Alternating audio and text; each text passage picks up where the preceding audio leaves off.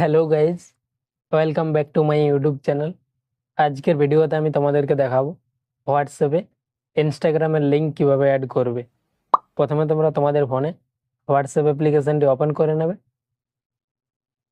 Open হয়ে যাওয়ার পর ডান দিকের থ্রি ডট অপশানে ক্লিক করবে।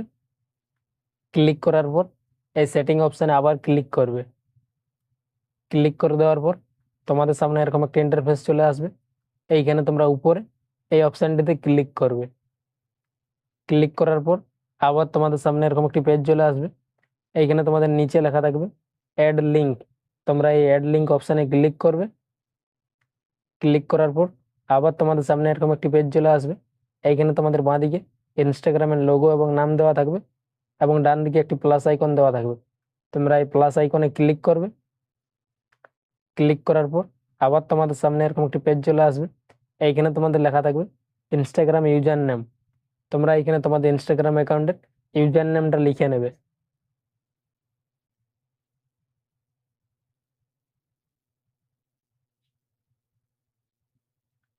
লেখা হয়ে যাওয়ার পর নিচে তোমরা এই সেভ অপশানে ক্লিক করবে।